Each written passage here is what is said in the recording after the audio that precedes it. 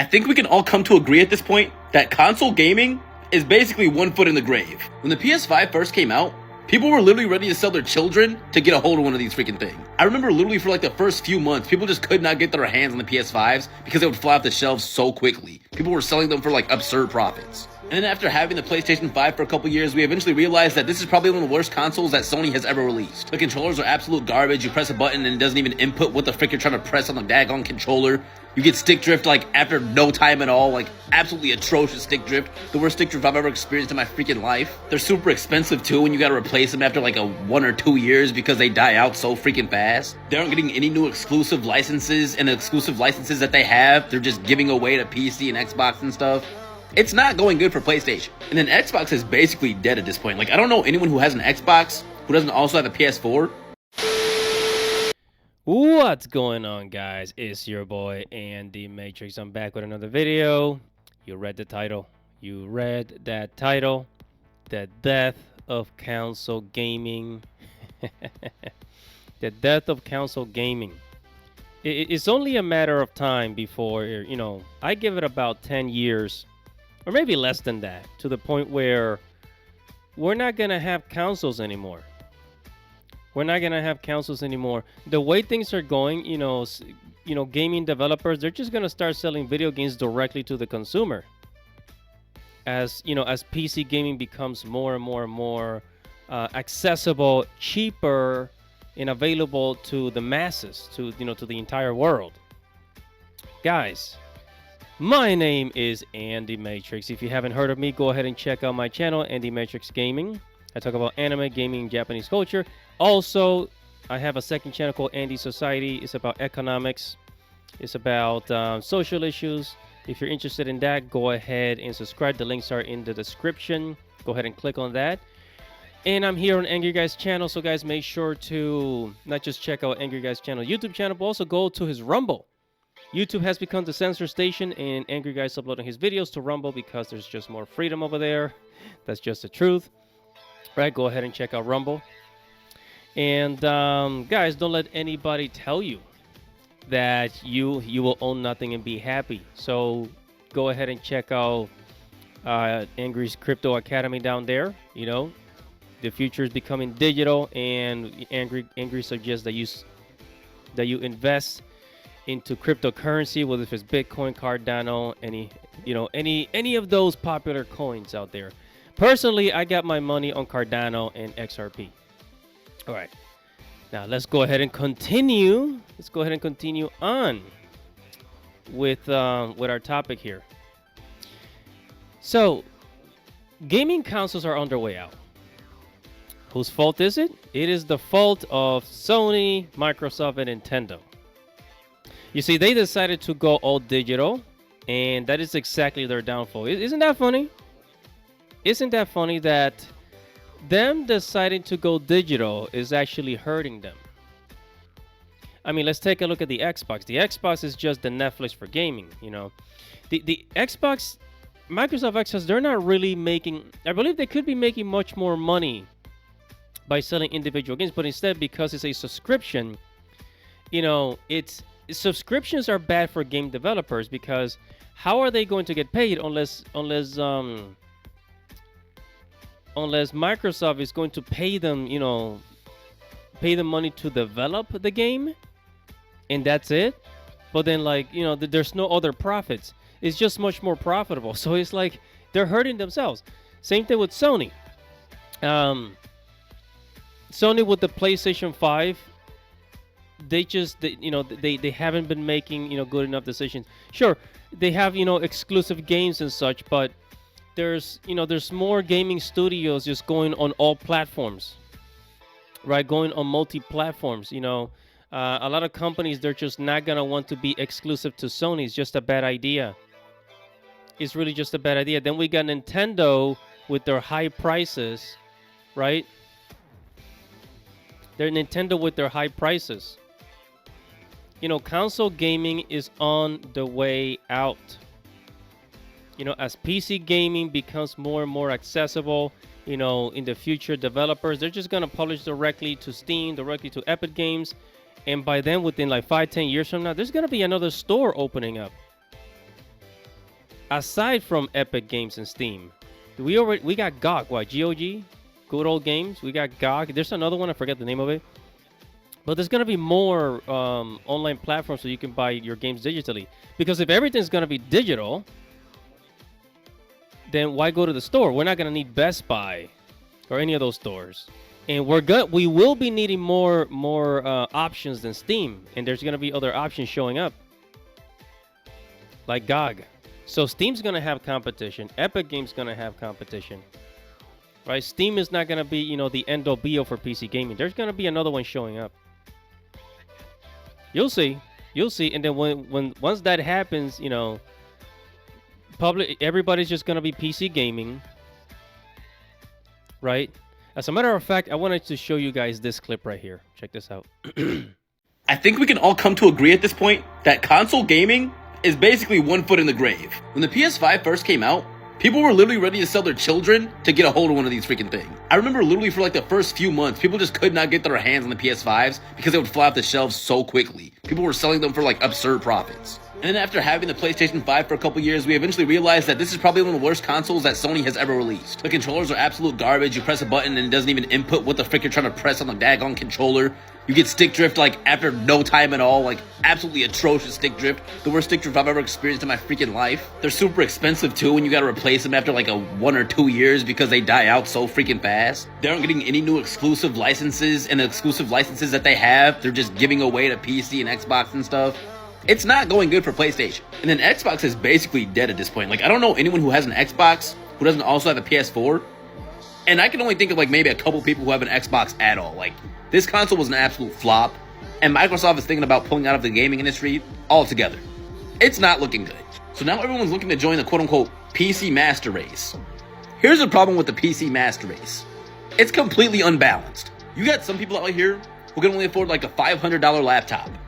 You got other people out here who have like a $6,000 entire PC rig set up with 3 monitors, LED lights, some crazy gaming chair that like spins around and goes up and down and does all this crazy stuff. It's just not balanced at all. It's crazy. Like the difference from PlayStation to PlayStation to PlayStation to Xbox to Xbox to Xbox, there is no difference. It's the same thing unless you get like the one like level higher end like slim model or something like that. The difference between PC to PC to PC is like night and day to night and day to night and dawn. It's completely different. It's not even close to each other.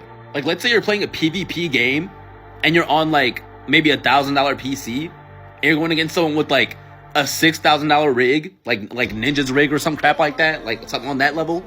You're gonna get freaking dumpstered. Like, you have no chance. And this is something that the PC guys like never want to address. There is no balance on PC. There's just not. Like, the only way to be genuinely competitive while playing PC gaming is if you dump tons of money into your PC gaming rig. Another huge issue with PC gaming is the hacking.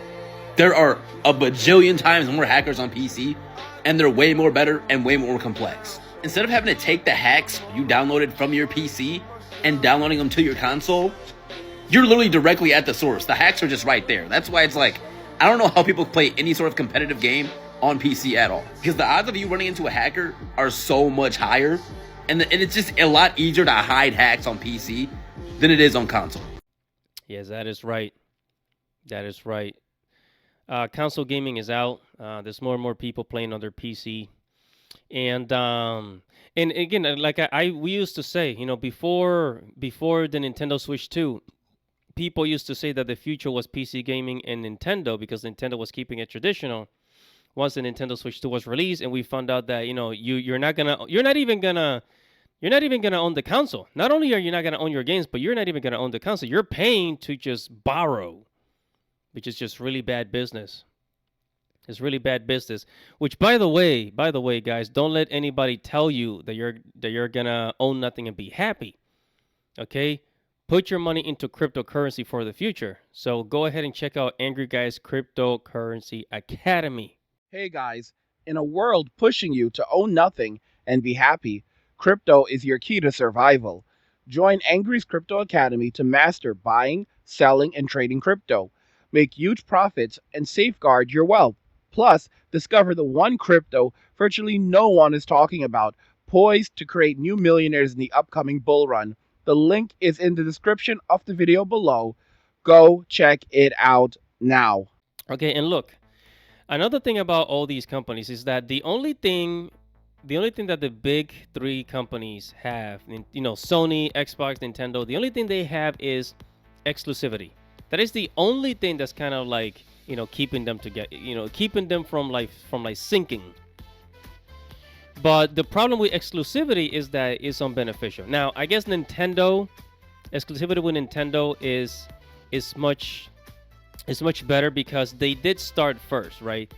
The only way that you could play, Mario, Kirby, and all those other Nintendo titles was with a Nintendo device. So because they have a legacy, decades of doing that, just keeping their games exclusive, that's gonna save Nintendo, nostalgia and exclusivity. But other consoles like Xbox, PlayStation, a lot of the PlayStation game and Xbox game, they're gonna come to the PC. Eventually, people are going to abandon, their consoles and just go straight to PC. Right? That's exactly what's going to happen. And then Nintendo's going to stay afloat. But I believe eventually Nintendo's going to start cracking. Nintendo's going to crack eventually. As everything is moving towards PC, Nintendo's going to be like, hey, we're kind of like, I don't know, man, we're kind of missing out on a pie right there. We're missing out. I think that we should give PC a try. I think we should give PC a try. Right, and then once they decide, they're gonna start putting their games on Steam or whatever other future platform we have for PC. Right, or maybe they're gonna try and run their own PC gaming platform like Steam. Who knows? They would.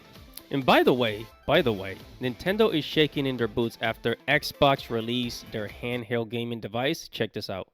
Hey, it's Justine, and today in front of me I have the brand new ROG Xbox Ally and the ROG Xbox Ally X. This is something that has been rumored for quite a while, and I don't think that I expected it to be this cool, because the second that I picked this up and put this in my hand, it felt like I literally had an Xbox controller that I stretched apart and slapped a screen in it, and it feels amazing. I'm such a huge fan of the ROG Ally handheld devices, and with each new version so far, they've made some huge improvements. After using these for the last few years and being so used to kind of like this angular form factor, to then go and use this super familiar and comfortable Xbox controller style grip, it was really incredible. I couldn't turn on these devices, but previous to this, I did get a chance to briefly try another device that was running the full screen Xbox experience. Now, when you power it on, it no longer feels like you're booting up a small version of Windows. It feels like you're turning on a tiny version of your Xbox.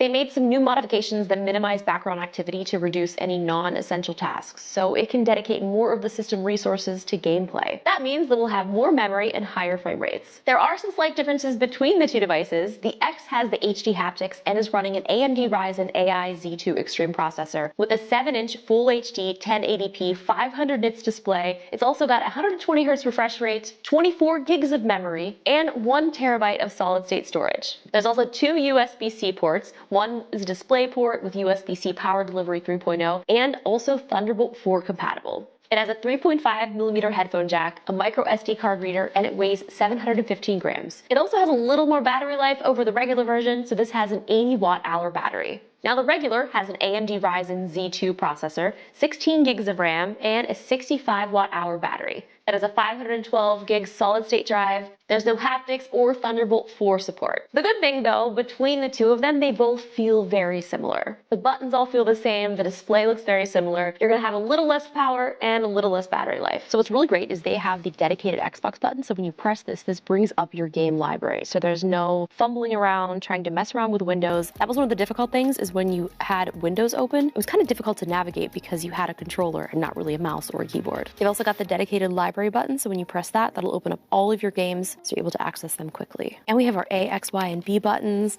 Everything feels just like it would as an Xbox controller. And when you're holding this too, ergonomically, it just feels so perfect in your hand. And if you've ever used the ROG Ally previously, I never realized how much of a difference it makes until actually using this version, that it really feels just like a controller. Like, this is what every handheld should feel like. If you're familiar with the Armory Crate from the ROG Ally, this feels kind of similar with the full screen interface. Now, when you click the library button, this gets you access to everything from Xbox, Game Pass, Battle.net, and others. It also has support for over 1,000 games with Xbox Play Anywhere. Now, the real takeaway is this dedicated Xbox button, which quickly takes you into that full screen Xbox experience. My biggest complaint with the ROG previously was sometimes I'd be playing and I would end up in a full-on tiny mini little Windows environment, and it was kind of difficult to navigate with a controller. But with these improvements, it already feels so much more of what you would expect in an Xbox handheld to feel like. I'm also kind of excited to check out the new XG Mobile, which is compatible with both versions. This is the first one to feature a Thunderbolt 5 connection, so it'll double the bandwidth of the previous version, giving you the power of an NVIDIA 5090, so you can dock your ROG Xbox when you're back at home. I have always loved mobile gaming ever since I was little. Like going on those family road trips, not only was the vacation memorable, but playing video games in the backseat was just, that is such a core memory. And now as an adult, traveling for work, and also for fun, being able to take my games with me without sacrificing the quality and the comfort is really something that I'm looking forward to. I would love to know what you guys think in the comments below. Does this exceed your expectations of what you thought the Xbox handheld would be? I'm looking forward to hearing what you guys think. I cannot wait to actually get my hands on this and play a little bit longer than a few minutes. Make sure you subscribe and check back here for more. Yeah, that's right. That's right. Xbox released their own handheld gaming device, and it looks bulkier, right? It looks bulkier, and if you listen to the video I posted to that little clip, it's gonna have 1 terabyte of data. Keep that in mind. 1 terabyte of data in the Nintendo Switch 2. How much gigabytes do you have? What, 250? And they want you to fit all those games in there? Man, you gotta be joking. Man, Nintendo's hard. The problem with Nintendo is their hardware. It is their hardware, and there are so many other devices out there with better hardware that Nintendo really doesn't stand a chance. You got the Xbox, right? The Xbox handheld device, 1,000 terabytes. They got a Ryzen, I think it's a Ryzen 7 processing chip, 16 RAMs. Just like the Steam Deck is more powerful than the Nintendo Switch 2. Okay, and they're also, don't forget, there's also there is an increase. There is a rise of handheld gaming devices, all of which are basically just PC. It's a PC handheld gaming device. Okay, we got the Lenovo Go, we got the Asus ROG Ally, we got the Acer Nitro Blaze, the Steam Deck, right? We got like 5 different devices. There are so many options now. And with all these options, more and more people are going to start, tuning into PC gaming. As console gaming becomes more and more expensive, because, PlayStation is also planning their PlayStation 6. How much is a PlayStation 6 going to cost? What, $600, $700? Not only that, but what about physical games? Physical games are going to be non-existent. So why even buy one where you can get the same games on the PC? And PlayStation, they're also trying to, exclusivity with PlayStation, it's PlayStation is going to fail with exclusivity, because what they do is that they keep the games, like they keep a PlayStation game on the PlayStation platform for 6 months. After 6 months, then it comes to PC. But you know something? You know what's happening? Is that gamers are becoming more and more patient. Gamers are developing a patience, and this is me. Look, I'm kind of an impatient person, okay? I don't like to wait. And I was one of those people. I have console gaming has how do I say this, man? I have learned to be more patient just to save money. Yes, guys. Yes, just to save money. And a lot of people are doing the same thing. They say, I don't want to spend, $80 on a game or $500, $600 on a console. I'm going to wait till it comes out. I'm going to wait till the price drops in 6 months and it comes out on PC. Some people are willing to wait a whole year. Gamers are developing, disciplined with game releases. They're like Buddhist monks. I shall wait 1 whole year before I buy the game. Gamers are becoming like Buddhist monks. Just super patient. There's people that don't even want to buy the Nintendo Switch 2. The way that they see it is, I'm gonna wait for the price to drop 6 months later or a year later. Look, there's so many options now. Eventually, like Sony, because Xbox already came out with a handheld device. Sony's gonna come out with a handheld device, but eventually it's all gonna be PC. Eventually, it's all gonna be PC.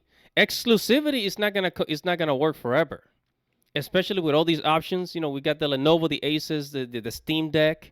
If you're going into the whole PC universe, it's a huge world out there and a lot to go on, but the Lenovo Legion Go gives you the tools and foundation to get ready for what's to come. Let me explain. So not only do you have this crazy PC tablet in front of you with the AMD Ryzen Z1 Extreme, but this thing has a 16GB RAM with two 2-watt speakers, and it's crystal clear with a QHD 8.8-inch display. You can monitor your specs in real time. It has fast uploading and downloading speed. I have to say, it's pretty crazy. You can literally use the controllers as a mouse, which separates this from a lot of things on the market. The screen display is so huge with its 10-point touchscreen with Gorilla Glass and 500 nits of brightness, plus 144 hertz refresh rate, and the response of the controllers is so accurate. It's definitely something to look for. Let me know what you think in the comments. Also, I slayed with this. I had the most kills in my game. This thing's got the aura.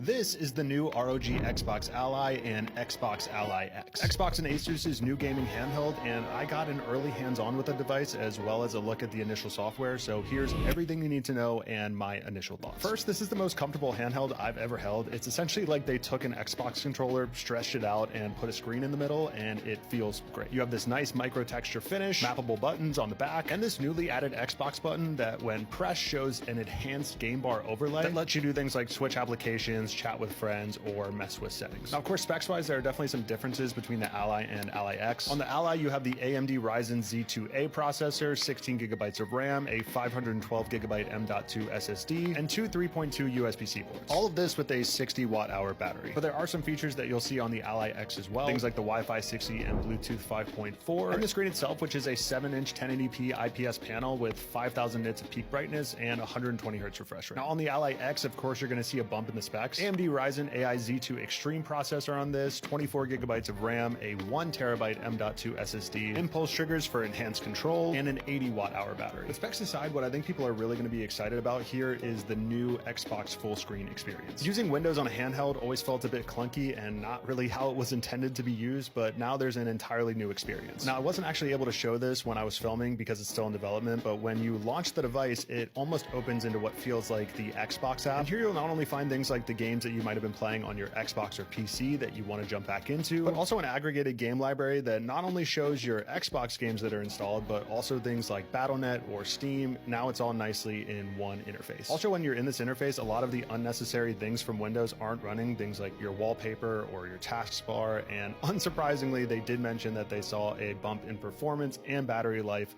in this new interface. Now, I don't have a price idea on the devices yet, and I've just been told that holiday 2025 is when they're actually going to be launching. So if you're interested in getting updates, drop a follow and I'll keep you guys in the loop as I find out things. But let me know, what do you think of the new design and the new interface? Honestly, for me, getting hands-on with it, I'm pretty excited.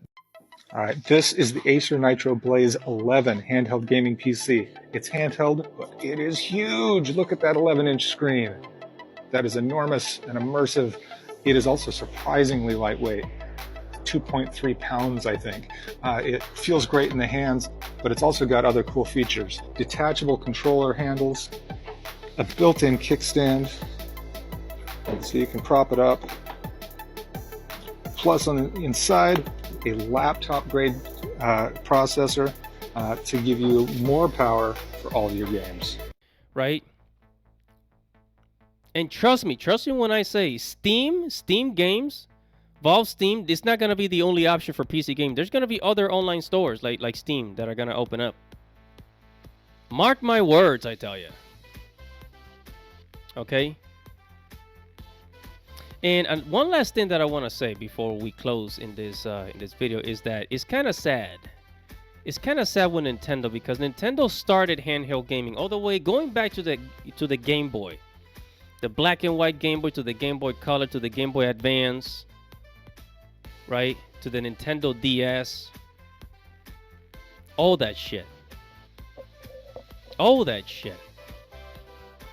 And now, you know, because Nintendo, they innovated the Nintendo Switch. It was one of the most convenient, most innovative devices they've ever created, the Nintendo Switch. Now, granted, the only thing is that people wish that the hardware was a little stronger. But, you know, Nintendo's always lazy with hardware. Always. And now everybody else has surpassed Nintendo. Everybody else has surpassed Nintendo. And within a decade, Nintendo is going to have to eliminate exclusivity. Right? They're going to have to put Super Mario on other platforms. And they're just going to make their money off of their theme parks. They're basically going to be the Disney of gaming with a theme park and all that stuff. The Disney of gaming. Yeah, so this is the death of consoles. It's looking real grim. You know, it's just not gonna last forever. And like I said, they hurt themselves by going digital. By going digital, they just push people to PC gaming. And there's gonna be more options coming out. And in the future, I'm telling you, 5 years from now, 10 years from now, there's gonna be way more options to buy your video games. You're not gonna have to buy your video games on Steam. There's gonna be other stores opening. And everybody's just gonna be pushed to PC gaming. It's gonna be so much more convenient that PlayStation and Microsoft and Xbox, Nintendo, they're gonna regret making games all digital, and they're gonna wish they stay with physical, because there's, you know, because with physical, you're actually giving people something. You're giving them something, but they don't want to acknowledge that. I'm gonna leave it there, guys. Whatever your thoughts are, make sure to comment below. Make sure to like this video, share this video, subscribe to the channel, hit the notification bell for future notifications. Everybody, it's your boy, Andy Matrix. Godspeed, baby.